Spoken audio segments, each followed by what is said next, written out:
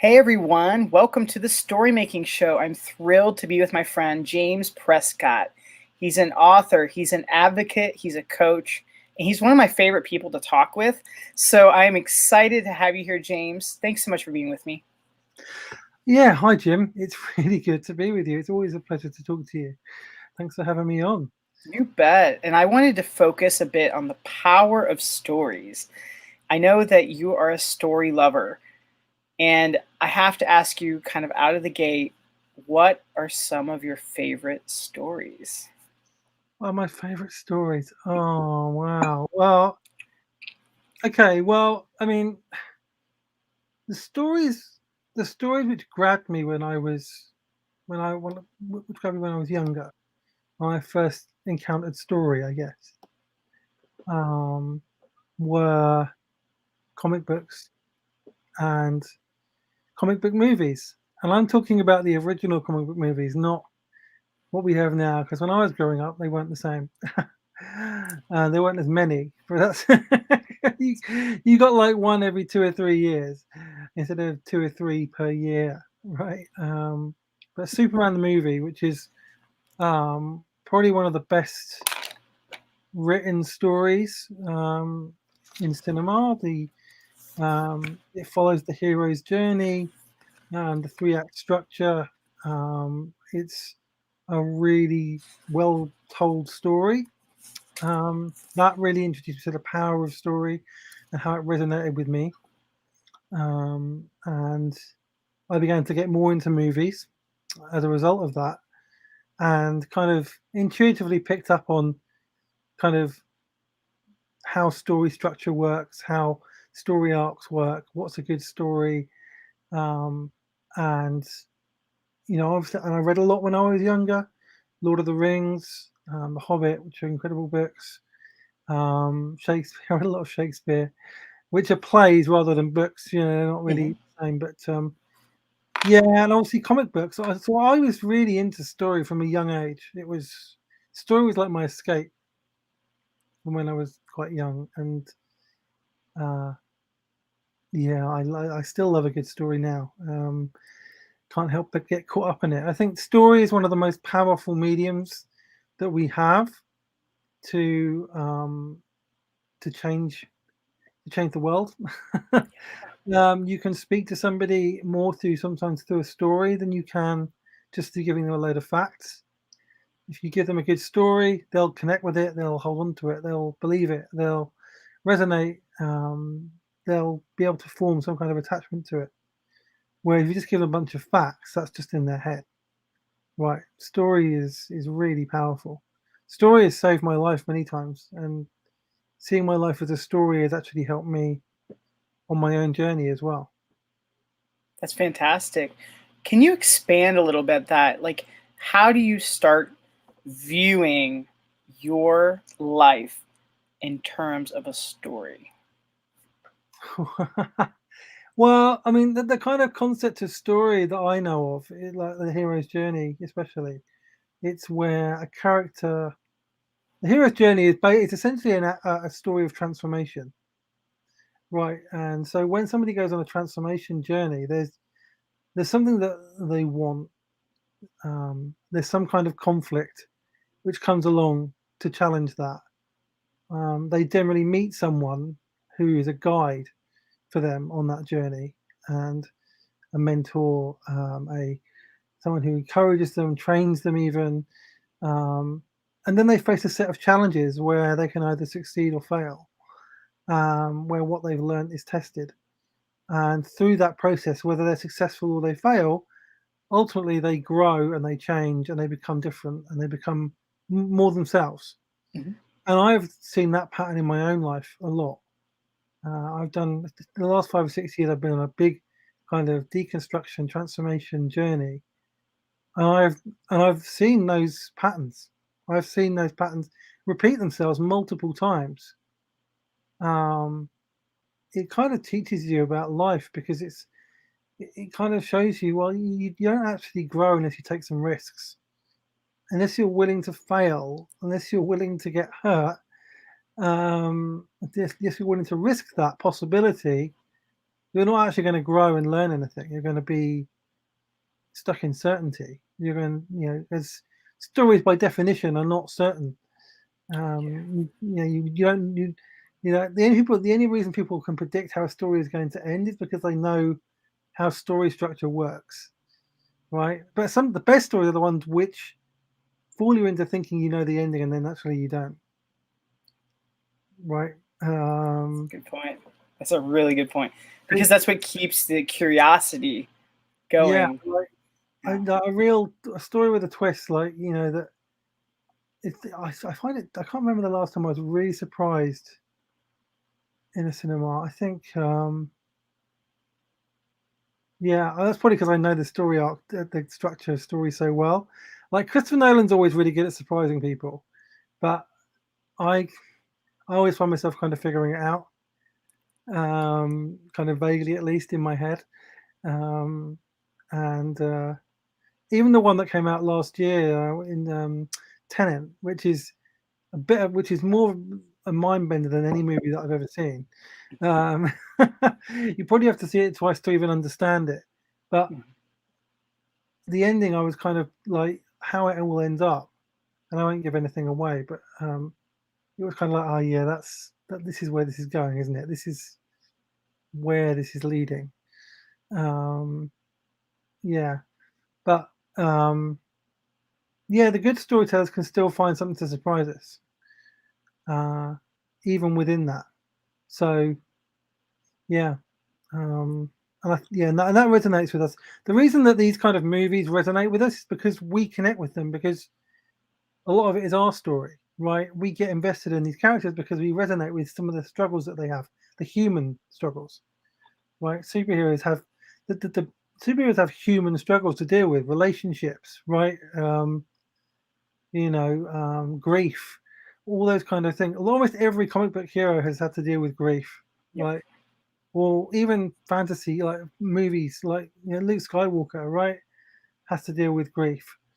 Um, yeah, uh, all these great stories we resonate because we've got similar lived experiences, um, and maybe we put our hope in these characters, thinking that maybe we can, maybe we can. It gives us hope that we can get through and be the hero of our own story.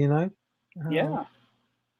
Yeah, I agree completely. I think we see things in those other stories and we're absorbing them, whether or not we realize it. And often we're taking, the characteristics that we like, sometimes not necessarily that we don't like, and we're kind of acting it out. We want to live a life of adventure, but yet I think something in us also wants that certainty. Do you ever find yourself in that place, James? Because I was literally talking with a friend yesterday. I said, it's like, I want the excitement, I want the adventure, but I also want it to be safe and like, oh, it's all going to turn out okay. Can you relate with any of that? Yeah, that's right. Yeah, that's right. The whole kind of um, kind of. I'd like some structure. I'd like something to just some routine, so that it's not all unpredictable. I think this is where spiral dynamics is actually quite interesting, because I don't know if any listeners are aware of it, but it's kind of a structure of human consciousness. So, and part of like human consciousness is your basic needs, and then there is kind of the kind of mystical stuff and the mystery, and then there's power and taking power over your life, and empowerment, personal empowerment. These are all the healthy versions. And the fourth part is structure. Like healthy structure is good, right? We all need structure in our lives in one sense, but it's when with certainty, it's when you don't take any risks whatsoever, when you kind of decide to stay stuck where you are, because it's comfortable, because it's safer. And there is a point where sometimes it's good to do that. You need to do that for your health, but you can't stay there. I think that's the thing. You can't stay there. You need to eventually. The you have to grow. Eventually, like if you watch a movie about a character and nothing goes wrong for them, they have no conflict, everything goes well for them, they succeed at everything. That's a boring movie. Nobody watches that movie. Right. Like if everything went right for Tony Stark and his life was perfect and he never made any mistakes and he had the perfect life, well, that's a boring movie, and he never becomes Iron Man because he has no reason to become Iron Man because everything in his life is perfect. So, Right. yeah, so nobody resonates with those stories because, quite frankly, they're not like real life. Real life isn't like that. For anyone really, no matter how much it seems like that, and social media tries to convince us that people's lives are perfect. Nobody's life is perfect, really. We all have Right. conflicts and stuff and challenges. So yeah, like the most boring stories are the ones where there's no conflict, and if there's certainty, there's no conflict. So yeah, and I don't mean conflict as in arguments and something negative. I mean conflict as in a challenge, something that you need to overcome, um, um, which can be healthy. You know, something that tests Right. you, pushes you, uh, Right. and that can be healthy for our growth. But even if you have a challenge and you overcome it really easily, Mm. that's kind of boring in and Yeah, of itself. exactly. Yeah, yeah, It's like, absolutely. Yeah, yeah. There's that thing, isn't there, in movies where it's like too easy. Like when they beat the villain, it's like this is too easy, and right? just in some stories you'll see that it's like, hey, I'm searching for a clue, and they like immediately find that clue. Like it's delivered to the doorstep, and it's like that's the point where as a storyteller and a story maker, it's kind of like, boy, they're going to make this paint by numbers, and you can just follow the dots, and it's not very, there's not much curiosity or wonder or awe or excitement when it's that, cookie cutter, if you will, where it's that Yeah, clear. exactly right. And yeah, and there's some. I think at the end of Endgame, Mhm. they catch Thanos, right? This is like literally 10, 15, 20 minutes in, Mhm. and they cut his head off, and it's like, well, that's it. Like that can't be right because this is just the beginning of the movie. Right. Like, so what's going on here? Like, Right. then it cuts to 5 years later, and you're like, oh right, okay. Yeah. Time hops, flash forwards, flashbacks. They Yeah. didn't actually win after all, and like here's what happened to them, you know, and yeah, so it's like it's too easy is the thing. It's always yeah. There's always got to be some kind of cost, otherwise it cheapens it. You know, it's um, this is why I'm not a fan of bringing back people who've died in movies. Like, you know, whenever somebody dies, it like, especially if it's like a big death, like Can't bring it back. if it's Can't. like a big sacrifice and a big moment, right? Right. Like Tony Stark, Yeah. right? And then you just bring him back in the next movie. That means that it was worth nothing and it meant nothing. It was just, it wasn't a sacrifice, right? It was like you invest so much in this character and they then they do that. To bring them back would cheapen that, right? Right. If Right. it's like, I mean, the first in like you say, talk about Infinity War, where all these people get dusted.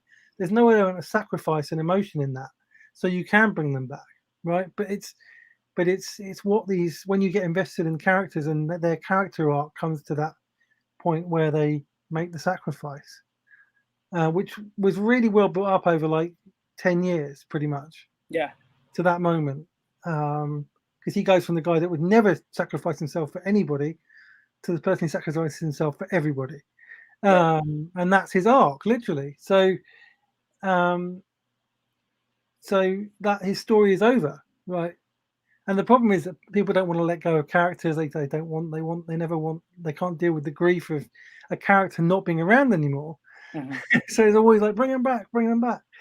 Um, That's and when they make more prequels and spin-offs and all of that. yeah, and that's that. Yeah, exactly. And that's why I don't like it when they when they do that just for the sake of it, because they're not doing it for the sake of telling a story. They're doing it for the sake of money, Right. Right. and that's not the way to tell a good story.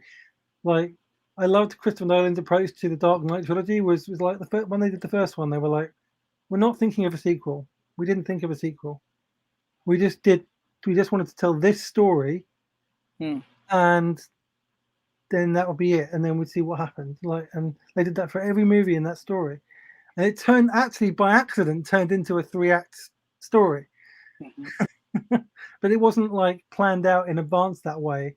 They made everything as a self-contained story, and it worked better because that's a great film trilogy. Yeah. So yeah. What, like, what is it now as you're growing, as you're maturing as a person? Because like growth really hurts. It's really challenging and uncomfortable.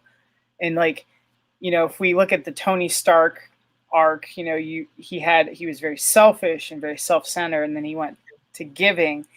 Like, what about for you personally? Because like you said, over the last 5-6 years, you've been through a lot, and you're like, I've grown so much. And growth, I know this is something you're always so honest about, and that's why I wanted to ask you about it. Like, growth really hurts, and it's not comfortable, and you don't really want it. How Exactly. has it been for you? Just a little more of your story would be amazing. Well, I mean, I don't even recognize myself from 6 years ago. Last 6 years ago, I took a decision to leave the church I was at, and 6 months after that, I decided to leave the job I've been in for 13 years, and go out on my own and launch a book and see what happened with all of that. So these were things I hadn't done before, and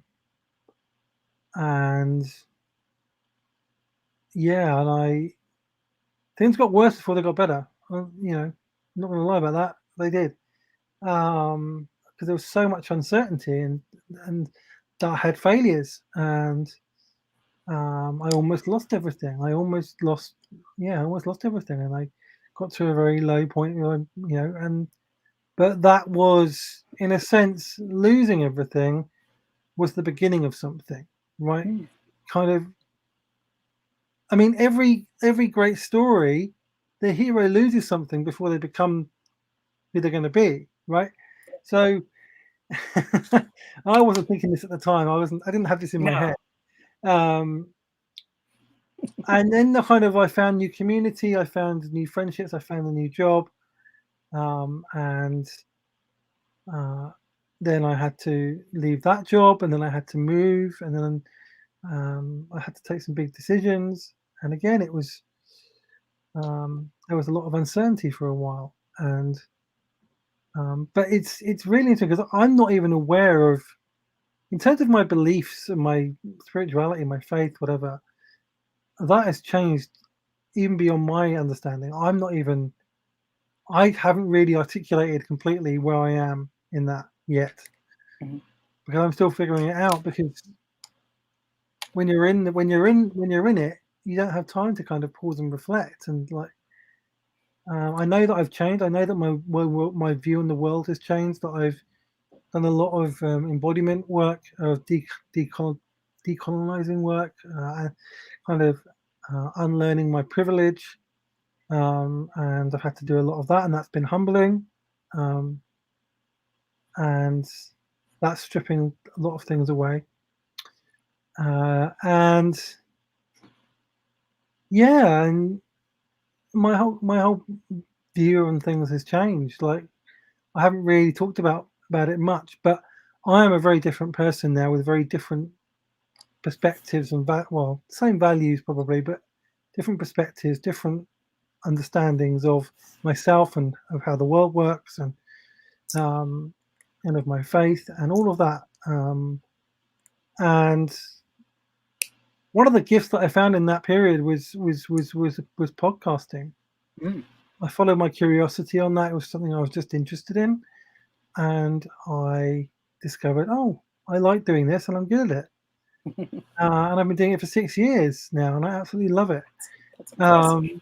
And That's really impressive, James. I have to interrupt. That is so impressive because it's so common to fade out and to not, you really need to give yourself a little more credit for that, a little more, because I know it's so, it's a labor of love. It is. That's all it is. I never check my stats. 6 years in, I notice them sometimes, because you do when you're loading up stuff and whatever. Uploading, sure. Yeah. But I don't get any kind of, pleasure, any joy or anything out of loads of people listening to one episode, or not many people, or I don't get annoyed if not many people listen to another one. I just do it because I love it. I love the experience of making them. I love talking to people, and I love sharing that with people. And that's it. And that's one of the gifts of the last 6 years. Actually, is one of the biggest lessons that I've learned is actually just follow your curiosity. Like when you, following your curiosity is a good way to grow. Like really because good. It comes from your intuition. It comes from inside of you. It comes from your awareness, your subconscious, like your core self. Whatever you want to label, you want to use that. It comes from inside of you, and then you just follow it, and it can take you places you never realized it would take you. And that can be in your career, it can be in relationships, it can be in any part of life. If you just follow your curiosity, it can take you places. And that's kind of one of the biggest things I've learned. Yeah, and it got me into the podcasting. That's what brought me to podcasting. And I've decided, I decided, well, okay, I had a big writing trauma 6 years ago, and I thought, and then recently I just decided, right, I'm going to stop. I'm not going to try and be a writer anymore. I'm just going to wait. I'm going to let it go, and then just see if it comes up again. If I'm start writing again when I get curious about it again, because my curiosity will lead me back to writing eventually. Yeah. And then it'll be much better writing, and I'll probably enjoy it. Yeah. So, and it'll be something that I actually want to write, and that I'm not writing for anybody else, just for me. And that's because I don't want to write for other people. I don't want to write just to impress or money, right? I don't. That's not my number one goal in anything. I just want to create stuff that I'm curious about and that I love to make.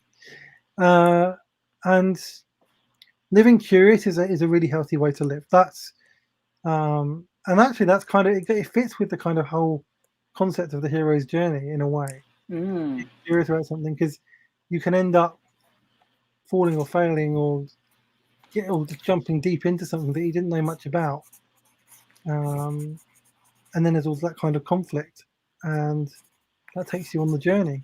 And sometimes you will fail, right? Sometimes you'll be curious about something, you'll do it, and it won't work, but you'll still learn something. Right. I had to write that down, James. That was such a great quote. Living a curious life is a great life to live. And let me ask you this, just that on that very specific topic, how can we be more curious? How can we be more curious? That's a good one. That's a good question. You need to pause and learn to listen to your intuition. And that's scary. It is. It's scary. It's scary. Yeah, you can do it when you're meditating. You can just take time, just breathe, and just get more in tune with your inner self. Get more in tune with your intuition. Slow down when you respond, when you see something, or if you get a question in your head about, well, that might be interesting, or I wonder what it would be like if, or why hasn't somebody done this? Like, what if somebody did this? What if, or that sounds like something I'd like to do, or just those sort of questions, when they intuitively come up, just follow them and see where they go. I'm not saying that you'll end up trying all these things that you have these questions about, but just follow them a little bit and see if they go anywhere. And if they don't, they don't. And if they do, but some of them probably will, because they came from somewhere, those questions. Like, One story I like to tell myself, James, is the myth of all or nothing. Mm, And when I step back and reflect and say, okay, look, you don't have to do everything at once. You don't have to try to juggle as many things as possible up in the air.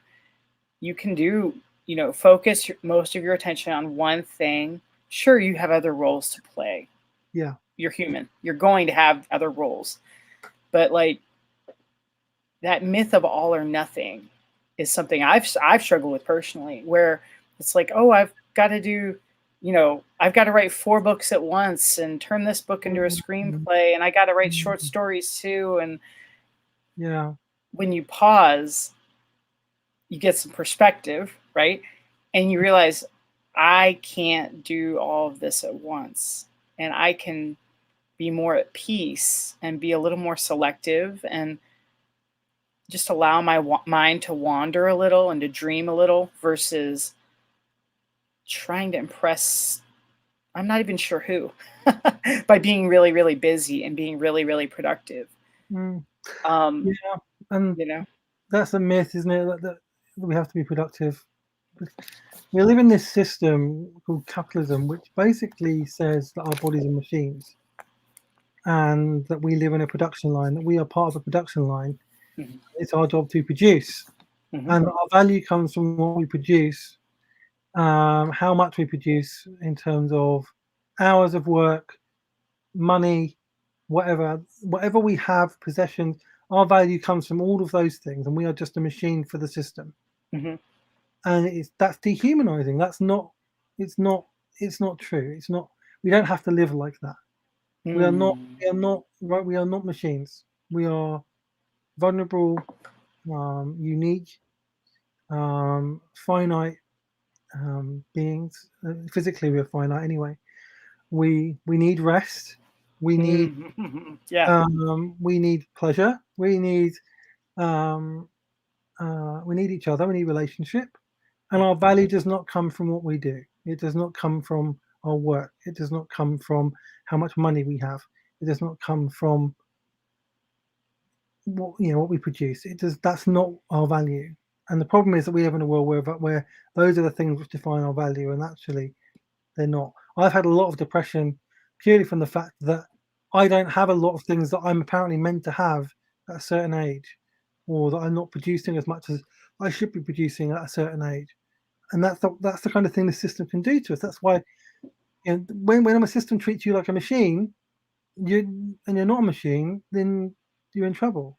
That's why there's a mental health crisis. Apart from Yeah, pandemic, that's true. obviously, that's part of the reason for the mental health crisis. But That's outside true. of the pandemic, but there was a mental health crisis before that because human beings are dehumanized and treated as machines, and we're not machines. And we need to change the script. I know for you, James, one thing you've done more and more, especially over the years, is you prioritized your mental health, your personal like story you're living each day. And how has that helped you prioritizing mental health versus like saying, okay, I'm going to prioritize doing all of these external things?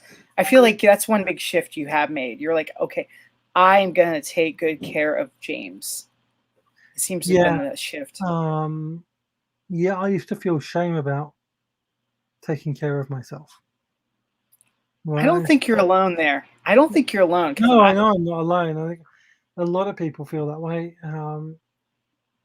Yeah, I mean, I realized that if I didn't take care of my mental health, I wasn't going to survive mm, because it would overwhelm me and yeah. it would bring me down and I would not survive. Um, and sometimes you have to practice self care and do what's necessary to keep yourself healthy and keep yourself alive, right? Mm, Um, and self care can look like a lot of things. I have a therapist, I have a spiritual director, I have good friend networks and WhatsApp groups and things like that. People who support me, um, and you have a community, is what you're really telling me, yeah, I guess I around do. you. Yeah, I guess You're so. not in isolation at all. You're not Yeah, I even mean, close to that. physically it's more difficult because most of these people are in other parts of the country or in another country. That's the problem. Is when I have to go out into the world and actually engage. There's not as many of them out there like locally, um, but I have at least have people somewhere that yeah, and I won't. I'm not going to. I won't let myself get run into the ground by a system. I will not. In my job, I have to take a stand on mental health because I have to say, look, we encounter certain types of information which can be disturbing to some people, and we're not trained to deal with that. Mhm.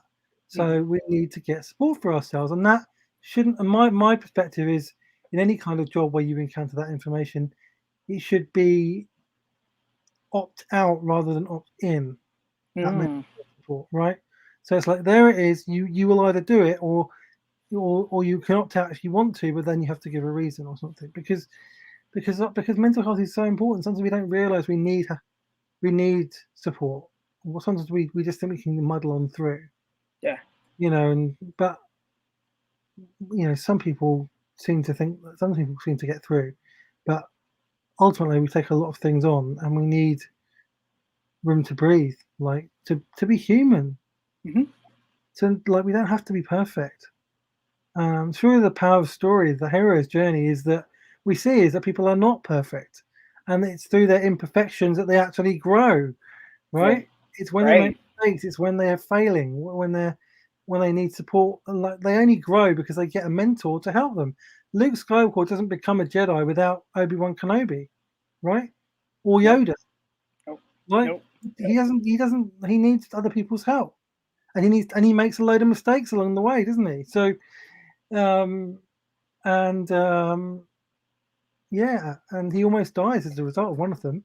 Yeah. Um, so uh, yeah, but he doesn't become who he becomes if not for that process. So yeah, we need it. We need each other. We need to prioritize our own health, Yeah. I well-being. completely agree. I completely agree. And James, part of the reason I started this show personally was like, I'm too isolated.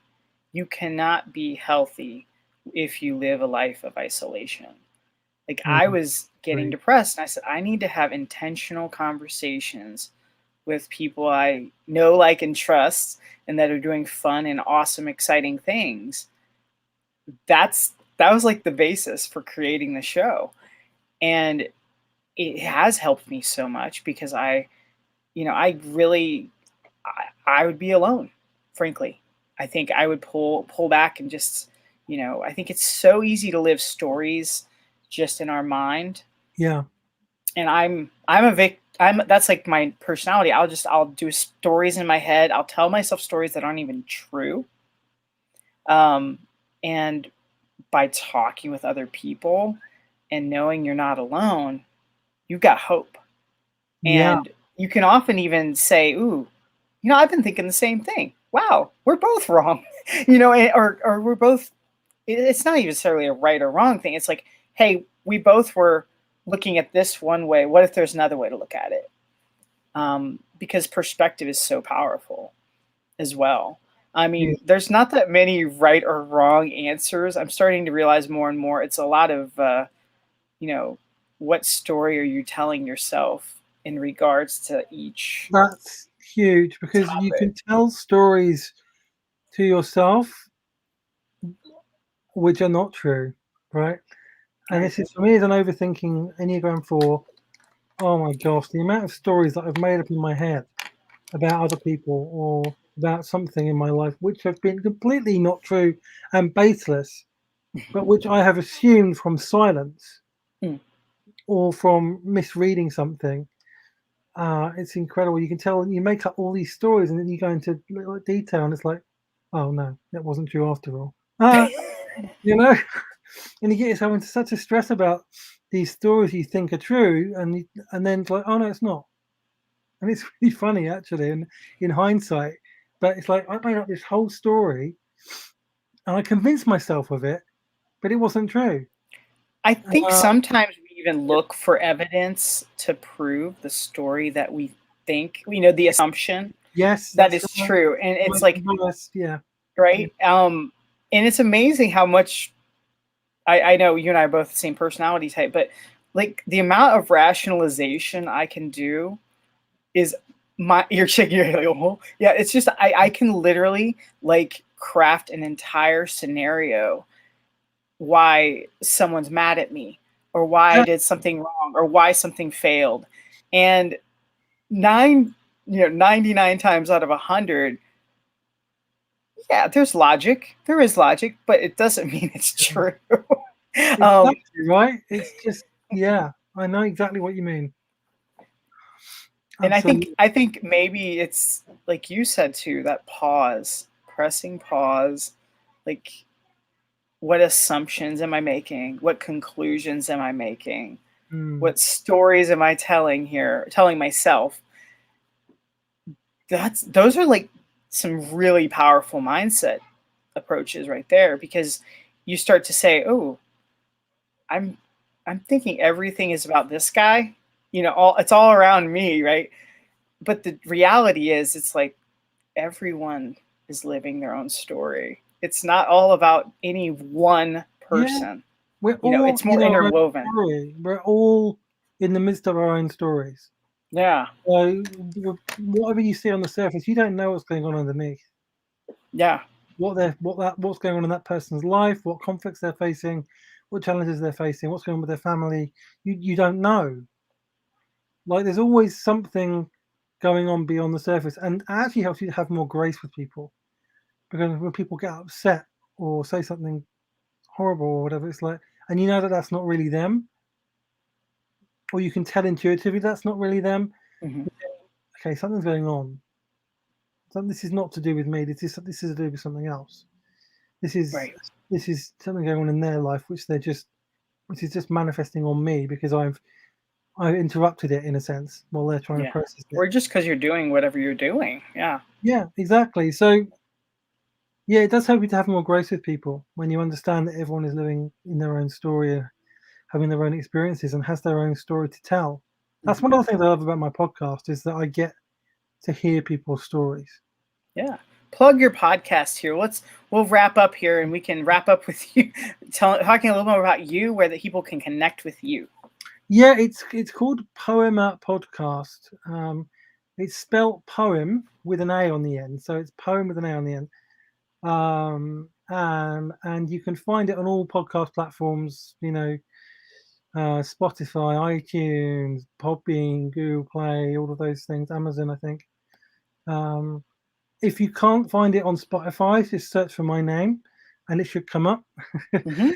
um, yeah, and there's about 260 episodes or something That's now, awesome. like going back to 2016, 20. So it's like, yeah, Yeah. That's it's great. amazing, really. So, yeah, I'd love to hear from you. Yeah, and I'm on Twitter as well, James Prescott 77.